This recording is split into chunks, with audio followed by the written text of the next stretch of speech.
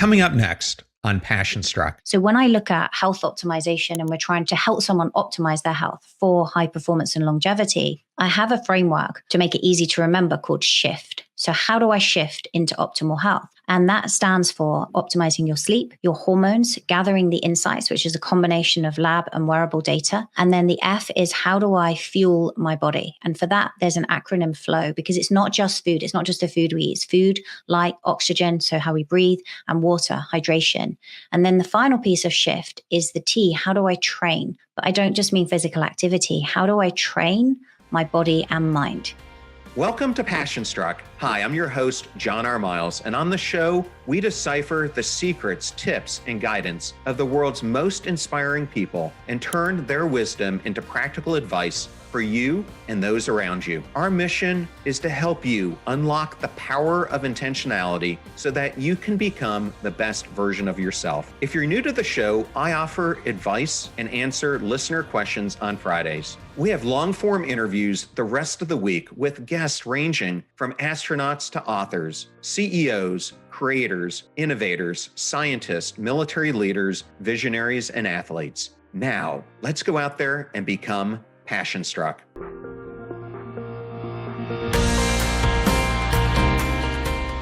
I am absolutely honored and ecstatic to have my friend Angela Foster on Passion Struck. So great to see you again, Angela.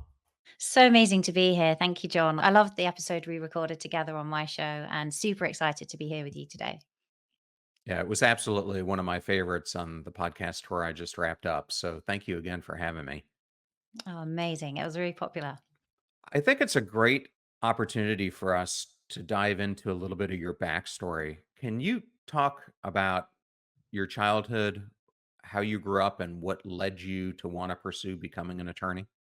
That's such a great question. And I don't know that I have the most ambitious or exciting of answers in relation to that, because when I was growing up, I guess I was conditioned in a way to look for profession, right? That was the thing in our house. And that was a stable career. And I used to watch LA Law, which I think is an American program, and loved it. And so I was just really enamored by this idea of becoming a lawyer. And when I then started doing my training, I went to law school and then did go on to become a lawyer. I took a keen interest in corporate law and absolutely loved all the mergers and acquisitions, the negotiations, the height of the deal, pulling it through. But as you can imagine, it was a very fast paced life. It was a play hard, work hard mentality. And while I enjoyed it, I wouldn't say that it was what you call passion struck. I definitely don't think that law was my purpose, if you like, in life. And so after doing it a few years, I could really notice the impact that it was having on my wider relationships, on my health, and various things. And it was then when I went on to have my children, which we can talk about, that things got a little bit messed up. And that's when I switched direction. But definitely, I think as a young child, I was, yeah, watching lawyers and it looked like a fun job. And it was, but it definitely has its demands. I always loved the M&A side of things when I was doing my career. But you're right, it is full on. And during my time when I was at Dell, we did somewhere between 12 and 15 acquisitions. But what people don't seem to realize when you tell them that number, and that's a lot in a 2, 3 year period, is that if you get it down to that list, you've actually looked, in our case, at probably 5 or 600 companies, many of which you go out and visit, et cetera. So it is very high paced, especially as you're trying to complete a deal and you're doing your due diligence and trying to get it across the line. So it's exhilarating. But after I did every single one, I was also really burned out because you were just burning both ends of the candle. Did you find the same thing? 100%. And I think the thing about getting that deal through is you need that sense of urgency, don't you, in order for it to take place. And so many weekends are lost to that, so many all nighters, and we would just push through. That was the expectation. I think even the bankers used to go home earlier than us, but as a corporate lawyer, you were expected to really get it over the line. But as I say, I mean, the same as you, I think it was fun, but often, and I'm not sure of your experience, but I imagine it was the same at Dell. For me as a corporate lawyer, it was usually multinational. And so I think the most crazy deals I did was when we did the merger of Hewlett Packard with Compaq Computers back in the day, because that was between California, London, and India. And so there really wasn't a time when anyone was in bed on that deal. So yeah, it's definitely burning the candle at both ends. Yes, most of our deals were global as well. And the largest one I worked on was when we acquired Pro Systems, and that was about a $5 billion acquisition. But they had 28,000 employees in Bangalore. So it was a lot of going back and forth, going to India. And then I got put in charge of that after the deal was done. And so I had to go to Bangalore almost every single month and spend time there trying to bring the two entities together. So, one of the things I often talk about, because I experienced pretty profound burnout in my career, is people often think that burnout just happens overnight. And my experience is it's almost like dysthemia, the depression that you can develop over time. And for me, burnout probably started way back in the periphery, and I didn't even know it was there. And I think it just kept building upon itself over time until it reached a medium grade, and then there was an event or two that really caused it to hockey stick. Did you find the same thing for you, or was your experience with it different? Mine was exactly the same. And I think the issue here, isn't it, is that now actually we have wearables and things. And I think we could talk about HRV and things you can track and sleep and things in a moment. But in those days, there wasn't really anything to track it by. So you were just checking in with yourself. And the kind of typical type A personality that I was is to just push through and carry on with it. But there were definitely signs along the way. And I think it's almost my experience really with it is the same as if you were to drink some alcohol, you're not drunk on one drink or two drinks, but there is a tipping point, right, that just takes you over the edge. And I think that's the same with burnout. For me, there were signs along the way. I was having a whole host of hormonal issues. I was having repeated chest infections, which ultimately gave way to hospitalization with pneumonia. But there were certain signs along the way that I would get better and just keep on pushing through. I think what I experienced was ignore them at your peril. Thankfully, now I think things look a lot different. And we can do lab testing much more easily. People can do that at home to see, are they picking up any kind of nutrient insufficiencies? What does their blood work look like? Their energy levels? But also, we have wearables that we can use at home that help us to have that independent metric. And I'm definitely not saying we should hang everything on that data, right? I still think intuition and how we feel is important. But for the type A's among us who will push through that, I think it can be really helpful to see because there are things that we can do that don't necessarily require a lot of extra time, but can bring our nervous system back into balance. And that's where I focus much of my work. Yeah, and I want to hit on that in just a second. I wanted to come back just for a second, talk about the burnout a little bit more, just so people who may be going through this and don't understand all the signs can learn from us. So, at this point in time, can you talk about what was going on in your life? You had kids at this point. How was your life manifesting itself at this point? And then, was there a singular moment or moments that caused you to wake up and realize you needed to make a shift? Such a great question. So I was busy on the partnership track and I was ambitious. I wanted to make partnership, but at the same time, I was 30 years old and I wanted to start a family. And so in my mind, I was like, why don't I go for these two things and I'll see which one comes in, right? And they're probably not both going to come together. But I went for it and I ended up making partnership at 8 months pregnant, which I think is an amazing progression in many respects for women because if we look back decades before that just wasn't possible. When I made partnership, it comes with a whole new host of responsibilities in terms of then not just being involved in the transactions that are going on, but also the marketing and really having more influence in the business. When I had my first son, it was on the back of some hormonal issues, PCOS and endometriosis. And so I was then advised to not leave too big a gap between the two children because I'd had some surgery and those things can regrow. So I ended up having my two boys very close together. They were within 18 months of each other. I had two C-sections unexpectedly. And I think that what happened was, like you were saying a moment ago, these things start to build upon each other. Now my body was under increasing strain.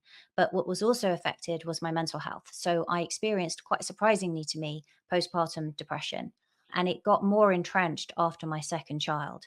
And then I went on to have a third child a few years later, having recovered from that experience and put in place many measures like a night nanny and different things to try and protect my sleep to help me.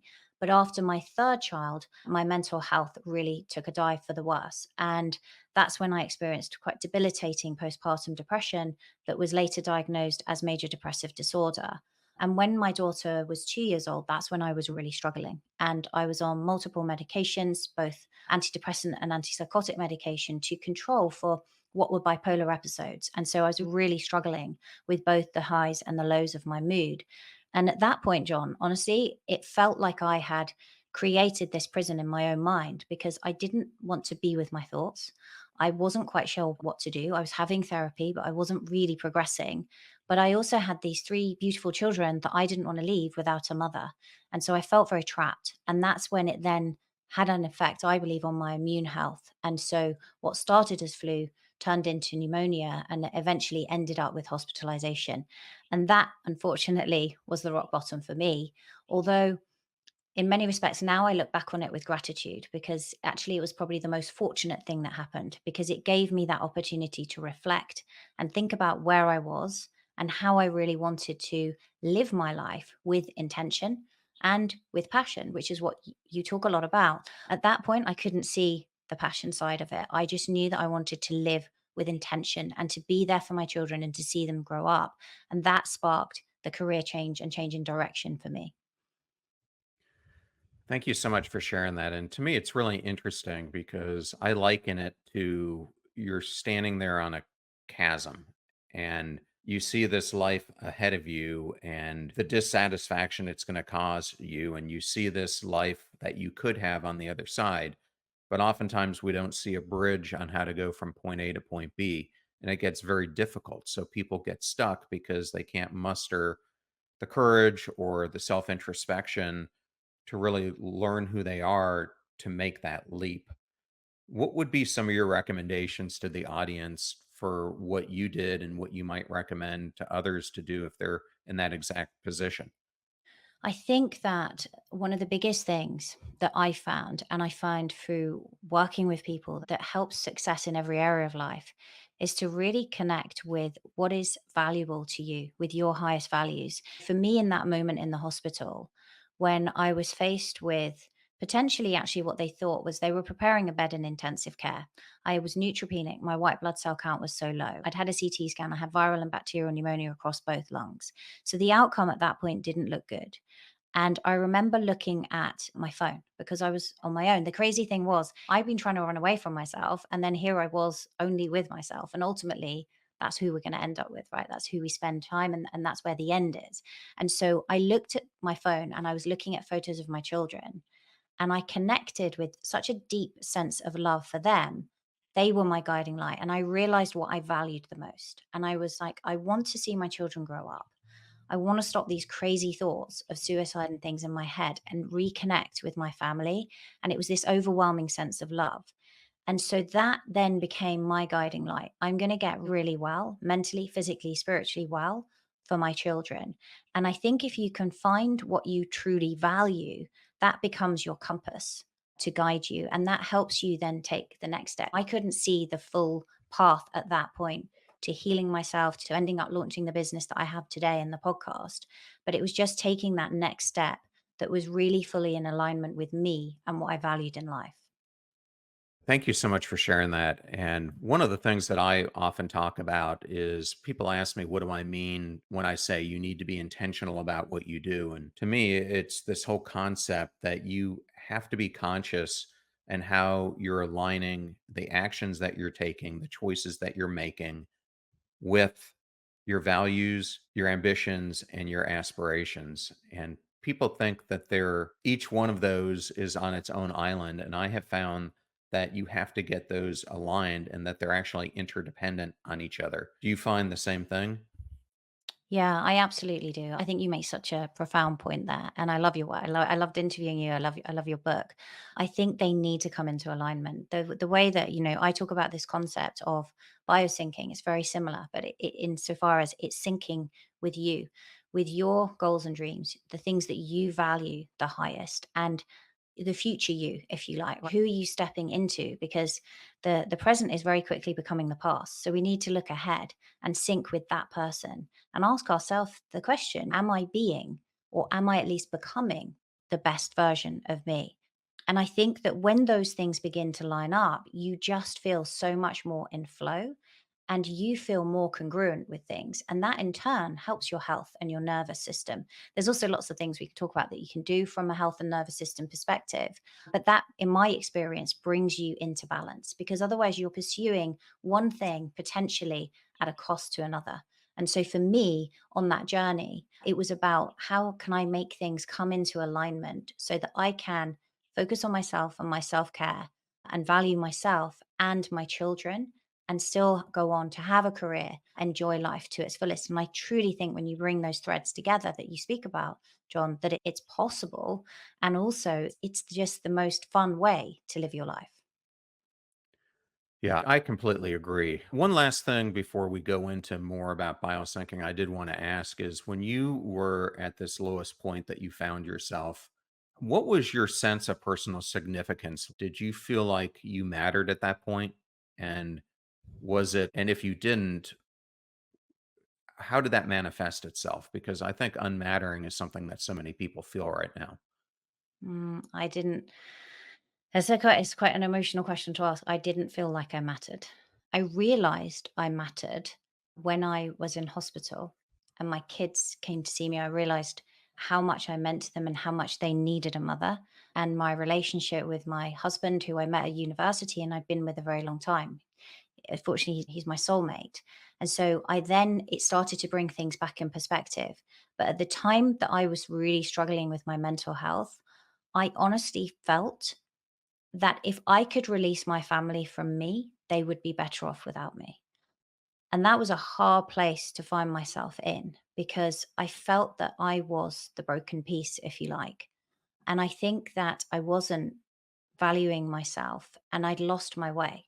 So at that point, I didn't. And it was something I had to find again. And I think that for anyone who's listening to this, who's feeling that way, just connecting back with you is the path through it and finding that sense of purpose in you. It may not come immediately, but just reconnecting with yourself and just realizing just how precious you are. You're not here by accident, and how important you are and how much you have to give. And I know that for anyone listening who's experiencing this, it can feel like so far away. And that's why I say it initially in the early days, it's like baby steps to get back on track. Yeah, I experienced the same thing that you did. And I think everyone wants this easy panacea to get to the other side. And the reason I brought up the whole question about burnout is I have just found that it takes a long time to get to that state that you and I were both at, but it also takes a period of time to relearn how you want to function in life and how to get your body back into the sync that it's supposed to be in. And I love that you have gotten so involved with biosyncing because I think it's such a natural way for people to approach things in an alternative health manner. But some of the audience might not know what we're talking about when we say biosync. So, could you talk to them a little bit about it? Yeah, for sure. I'd love to. So, biosyncing is something essentially that I've created to help people understand the three pillars that really can optimize your health, your happiness, and your longevity, as well as your performance at the same time. And the three things to sync with your most empowered version of you, right? So, your future self. So, that's the psychological pillar. To sync with your bio individuality, because we're all so different. And yes, you can look to things like genetic differences, for example, but also we have different goals, different lifestyles. So it's like, what is important to you and what is your physiology and what are your goals? How does that line up together? And we can dive deeper into that in a moment. And then the last one is to sync with your biorhythms. And so for women, this will include hormonal cycles, depending at what stage of life they're in.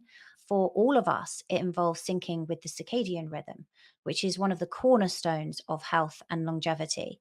And when you start to sync with these three areas, what I found is not only does your nervous system come into balance, but you also have more purpose around what you're doing, and you're able to get these things to line up and experience life more in flow as opposed to encountering resistance.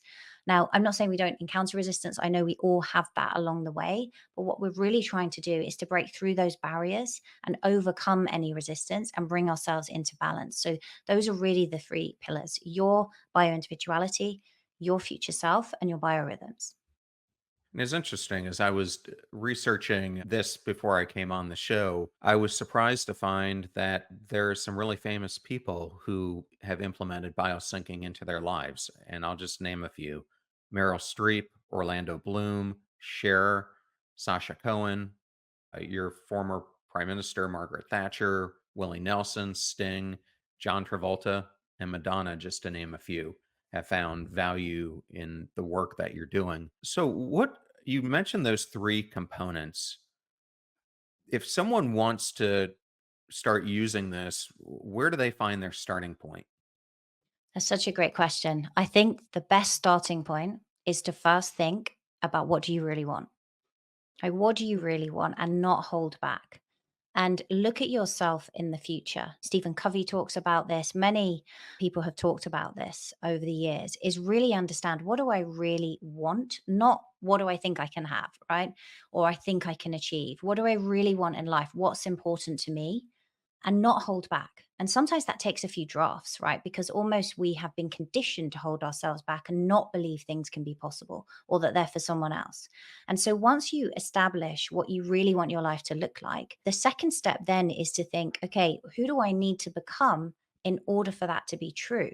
Because if it could be true right now, you would be that person. And so we want to close the gap between who you are now and who you're becoming to help you get there. And in a sense, we're always becoming, right? Michelle Obama wrote a book on it, in fact. So we're always becoming, and we want to up level ourselves. And so if you have that goal of what you want to achieve, and it doesn't have to be a super long term goal, you can have shorter term goals if that feels easier for you.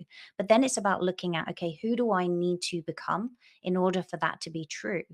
And then how can I sync with the other two pillars in terms of optimizing my health in a way that's individual to me and in a way that syncs with these biorhythms so that I can be the best version of me? So it all starts with that first question, really, of what do I really want? Yeah, it really comes down to what you and I talked about during our interview of is self-discrepancy theory, which is we have three versions of ourself: our actual self, our ought self, and the ideal self, who we could be. And so many people find themselves in the trap that they become their ought self. And once they get there, there's so many things that keep them there. Primarily the monetary kingdom that you've built up in your life and not seeing how you can break away from that to make that change. So to me, I have always found that you've got to pick one of the areas you're most decrepit in or lacking in and put extra focus in that area. For me, it was really overcoming some of the post traumatic stress that I had in my life. And I found by concentrating on that first, it then opened the door for me to start working on other areas in my life. But if I didn't get those past stuck points fixed, I wasn't gonna be able to move forward in other areas. But for someone else, it could be they've gotta fix their diet or they've gotta fix their sleep habit like you were talking about and getting their rhythm back in place and etcetera. Do you find these things to be true with the people that you coach? Yeah, 100%. I really do. And I think that what you're speaking about there is in it's such a great book as well, The One Thing by Gary Keller, I think it was, where he talks about the domino and the lead domino. And I always think that we each have a domino in terms of starting to become that person, that if we can put one habit in place or fix one thing first, it's going to be the domino that knocks down the others. So when I look at health optimization and we're trying to put to help someone optimize their health for high performance and longevity, I have a framework to make it easy to remember called SHIFT. So, how do I shift into optimal health? And that stands for optimizing your sleep, your hormones, gathering the insights, which is a combination of lab and wearable data. And then the F is, how do I fuel my body? And for that, there's an acronym FLOW, because it's not just food. It's not just the food we eat. It's food, light, oxygen, so how we breathe, and water, hydration. And then the final piece of SHIFT is the T, how do I train? But I don't just mean physical activity. How do I train my body and mind? And that was the missing piece for me as a lawyer, right? I wasn't training the mind, I wasn't focusing on that and that connection with myself. And so when you look at shift as a whole, you don't have to do it in order. For many people, actually, sleep is going to be that lead domino because if you sleep better, you're going to eat better, you feel more positive, you're more productive, you're more likely to work out, for example. But for others, it will be something different. It might be if I wake up early and I exercise in the morning and I start with that T of just training the body, I can move my psychology through starting with my physiology. And when I do that and I boost my mood, now I eat better. I feel more tired at night. My nervous system and my hormones, because we're not looking at just sex hormones here, but stress hormones, that all comes to into balance. And so I think it's about sitting with yourself and maybe even just taking a pen while you're listening to this and writing across the top of a page if you're not driving, how do I make the shift? And then deciding which one of those is your domino that you can start with and just bringing in small behavior changes and focusing just on that one. Because chances are the others will start to just flow from there. So, right now, biohacking is all the rage, but I think that there are some common misconceptions about it. How does biosyncing address these misconceptions? So I think biohacking is fun, isn't it? It's almost like having you go on the ski slopes, right? You could have all the gear, but no idea. There's lots of fun technologies that can elevate our life, that can step in. For example, if you look at red light therapy, it's amazing for mitochondria, right? The energy powerhouses of our cells. The red light can be great for collagen production. It can help with circadian rhythm. So if we don't have access, like here where I am in the UK, in the winter, we almost have no light. We have about 8 hours of light in a day. But now we're really enjoying the long days and nights for summer. So these biohacks can come in to really elevate parts of your health or to step in where we want to make up for deficits or things that are beyond our control. And I think they're amazing and they're also super fun. Biosyncing is really actually getting the framework behind that in place and actually bring us back to a more kind of ancestral practice of syncing with the things we need to. You can start biosyncing without spending any money at all. And most importantly, just syncing with yourself. That's so important. And practicing, because really biosyncing is a practice, practicing these areas to help you become better. And then the biohacks can come, right? Because they're like the icing, if you like, on top of the cake. Well, Angela, thanks for sharing that. And one thing that we mentioned earlier was health rate variability. And it's something that we really haven't covered too much on the podcast, surprisingly. So, can you explain what HVR is and what is a healthy HRV? Yeah, of course. So I'll come back to what's a healthy HRV in just a moment and I'll explain what it is first. So if you imagine your heart rate is beating, everyone knows, right? And they can feel their pulse and they can take it and see. Let's say the average heartbeat is beating at 60 beats per minute, right? Just as an average. It's not going to be beating at one beat per second. The heart is not designed to beat like a metronome. It's actually designed to have more interbeat variability. And that is what heart rate variability is looking at, is to look at that as a metric. Now, often we correlate, generally speaking, higher heart rate variability with better health. And this would indicate that the autonomic nervous system is functioning well, and we have good engagement between that sympathetic drive and the parasympathetic rest and digest system. However, this is where, when we look at what is a good level for HRV, people can get competitive with it because what you should never do is look at somebody else's HRV to determine whether or not yours is good. So, once you have a look at yours and establish a baseline, it's then about understanding okay, when might I be pushing the envelope too hard and I'm not having sufficient recovery? Because what I'm seeing is my HRV is dropping. And also, as a long term thing, am I achieving my kind of genetic potential, or could I improve that over time through lifestyle practices, spiritual practices, exercise, for example, in particular, aerobic exercise can improve that. But you also want to see is, do I have the ability to modulate my HRV? Because you could have somebody who has a really high HRV because they've done a ton of endurance sports, but actually they don't know how to modulate it. So when they're doing breath work, when they're doing meditation, we're not seeing any variances. And so that ability to be able to modulate it and have good kind of vagus nerve optimization is an important part of that. But the key thing here is don't compare to others because everybody has an individual HRV. It's affected by age, it's affected by lifestyle, and it's also affected by genetics. But establishing your baseline is what's important. So then we can understand and get better insights into you and how to support you. Yeah, thank you for giving that explanation. And what are some of the activities that you would recommend to a listener for improving their HRV? So, in terms of looking at improving it, things that basically don't cost you anything. So, one of the ways that you can improve heart rate variability would be through resonant frequency breathing. And that's where you have heart and lung coherence. For most people, this is around an in breath of 4 and an out breath of 6, but there are variances.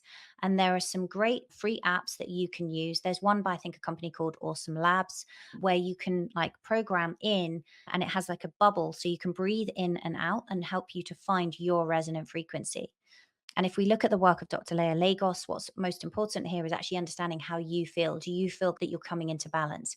If you then have the ability to track it with something like the first beat device, which is on the heart area, so it's reactive enough to see those changes immediately, then you can actually see as well, is that moving me into the green? Is my HRV improving? But your intuition really comes first. And what you'll notice is that when you found your resonant frequency, you feel like you're coming home to yourself. You feel in sync and in balance. And it's really interesting because I was doing this with a client the other day who very successful entrepreneur and he was very like what we would see when he would go to sleep is a high level of sort of red activity on the graphs in terms of he was quite sympathetically driven. And this wasn't being picked up by other wearables that he was using. And so he then wanted to like improve this metric. So I taught him how to find his resonant frequency and what we saw is that when he found it, he went into the green. His resting pulse was lower, his heart rate variability improved. But what was really fascinating was just how quickly that improved his sleep because that night he was then mostly in the green. That had just deactivated that sympathetic drive so he could have deep, restful sleep. So, one of the most powerful ways that I found is to practice resonant frequency breathing. And there are apps like, I think it might have changed the name now, but Elite HRV that can help you to do this. It used to be called. And ideally, you would do 20 minutes a day. But what I'm reporting there is this was literally just a few minutes of it, and we saw profound benefits. Lots of different forms of breath work can help you to improve this.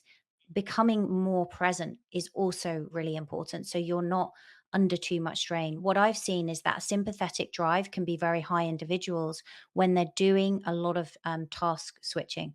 So there's been some really great work done by James Hewitt around cognitive gears and looking at low gear, medium gear, and high gear.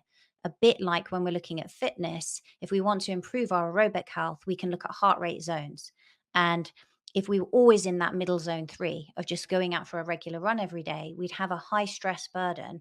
We wouldn't necessarily be making that many adaptations unless endurance was the goal. When we look at splitting between different heart rate zones, so sometimes we're doing hiking and zone 2, which also improves VO2 max, but then other times we're in that top end, sprinting, for example, top end of zone 4 or high, even zone 5. We see adaptations, but we can counter that with long periods of recovery. And so what we're doing there is switching effectively between high and low gear. It's the same cognitively, and that's what James Hewitt's work indicates. So if we can have periods of work where we are in deep focus and flow for a period of time, and then we switch out and we go into low gear, the mistake I think many of us make, and this is what leads to a really high sympathetic drive, is that we're constantly task switching between it's like open tabs on our computer and we're in that medium gear, responding to emails, your inbox is full of other people's priorities, going from one meeting to the next, going onto social media as a break, supposedly, but actually that again is just a high cognitive demand without seeing those adaptations. And just to finish off, there was some great work done by Microsoft on this, where they put EEG caps on individuals and monitored them going from one meeting to the next. And what they found was that by introducing a 10-minute break between meetings, helped to reduce that high beta brainwave activity and give them that rest and recovery. So there's many simple things. And then there's also, if you want to talk about them, some sort of biohacking things as well that can have an impact. Yeah, and I just wanted to make a call out that previously we've had two great interviews talking about white space, what you were just referring to. One was with Juliet Funt and the other was with Dory Clark. But as you were just saying, we don't make room for that white space. I know that it was the case for me. It was as if during my workday, I was constantly just going from one thing to another. And to me, what it really deters is the creativity that we need, as well as the relationships we need to foster. And when you don't have that downtime, you don't have any reset at all. And so you're constantly just feeling that stress. I did want to ask, what results have you found when people correct their HRV and develop a healthy heart rate variability? So what I've seen is they have a greater capacity to deal with life's problems that throw at us. We're just more able to do that. We're able to access deeper states of work more easily, more flow states. Just life feels easier for them. And there's a whole host of health practices that sit behind this, which is really what we were talking about in terms of biosyncing, because HRV will also be affected by hydration. It will also be affected to a degree by sleep and in particular by circadian rhythm. So you can improve HRV by going to bed and waking up at the same time. So as you start to bring all of these things into balance or into sync, as I like to speak of, then what happens is you have a greater capacity to deal with challenges. And you can be like the zebra, right? So you can be laser focused if you're being chased by that lion and there really is a challenge there. But then afterwards, you can recover and switch off again and have that psychological flexibility, if you like, which is really important. It also means that you are better able to be present because if you're constantly task switching and having that sympathetic drive, you're never really truly present to any given moment. And that is the generous present moment, right? That is where the beauty of life exists. And so you're missing out often on relationships with your children, with your family, with your partner, with your friends, because you're not being present. So I think when you start to put these things into place and you feel really well rested, but also hyper focused when you need to be, you're at that kind of ideal balance to really place yourself for high performance, but also for enjoyment of life. Yeah, Angela, I wanted to go back to earlier in the discussion. You were talking about that some of the things that we can test for are getting better sense of our supplements. Have you also looked at mineral levels in the work that you do? And if so, what are some of the best tests that you found that people could take that might be affordable and can help point them where they might be deficient? Hmm. That's a great question. And I think when you look at heart function as well, minerals play a big balance. So things like sodium, potassium, magnesium. In terms of minerals, I think as long as you're working with a practitioner who really understands it, and they're not usually expensive to work with, I think hair tissue analysis is one of the best ways to look at minerals. And that also gives you some indications around any kind of toxicity that's building up because your hair really is a representation of what's been going over a longer period of time. When you're looking at things like that through hair tissue mineral analysis, the ratios of certain things become important. And so that's why I think it's valuable to have an appointment with somebody who can really take you through it and help you understand how to make changes because you can get very valuable insights, even into things like energy and metabolism and thyroid health through that. Yeah, it's interesting. I did that hair test myself a number of months ago, and I was feeling at times a bit lethargic and I couldn't put my finger on it. And it turns out that I was taking too much zinc and it was depleting my copper.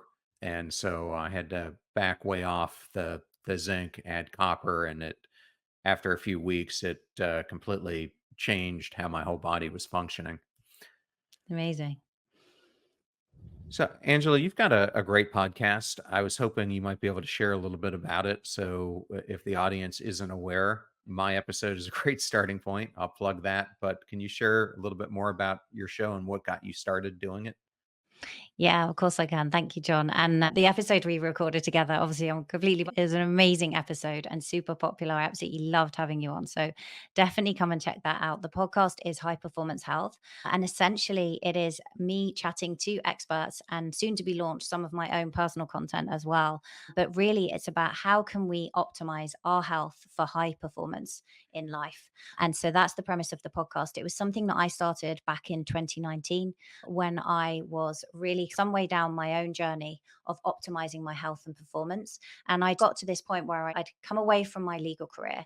I'd obviously had challenges with my health. I'd been very successful as a lawyer, and now I'd got my health back on track. And so I was successful in that regard.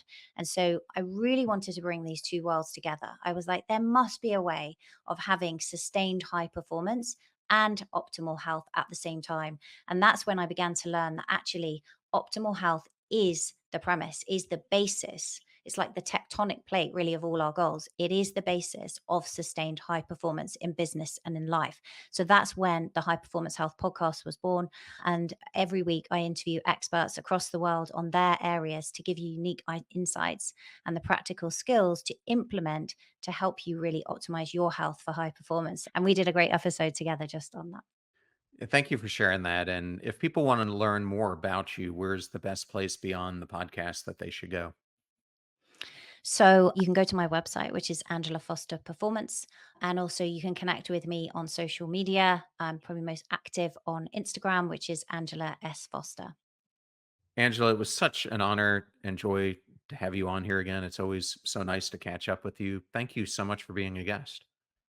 Thank you so much for having me on, John. I've loved our conversation. I thoroughly enjoyed that interview with Angela Foster, and I wanted to thank Angela for coming and joining us on today's show. You're about to hear a preview of the Passion Struck podcast interview that I did with Robert Breedlove, a former hedge fund manager turned Bitcoin advocate. Robert brings a unique perspective to the transformative future of decentralized finance. In this episode, we'll explore his deep insights on the future of money, the ethical implications of digital currencies, and his vision for a more equitable and transparent financial system. I joke that the debt ceiling translates into the sky is the limit, because the only thing they've ever done with the debt ceiling is raise it. That's all that happens.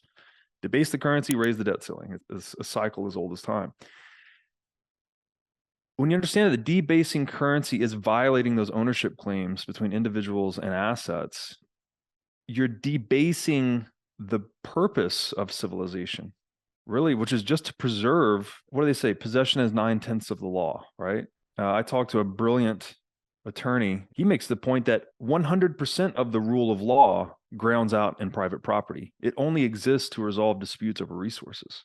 So we're talking about undermining the very basis of the rule of law itself, the very basis of civilization, the express purpose of government, which in a purely philosophical sense, post Magna Carta, is the preservation of life, liberty, property. We're undermining the preservation of property. And so this is a catastrophic cascading effect on the world. Remember that we rise by lifting others, so share the show with those that you love and care about. And if you found this episode with Angela useful, then definitely share it with someone who could use her advice on peak performance, biohacking, and nutrition. In the meantime, do your best to apply what you hear on the show so that you can live what you listen. Until next time, go out there and become passion struck.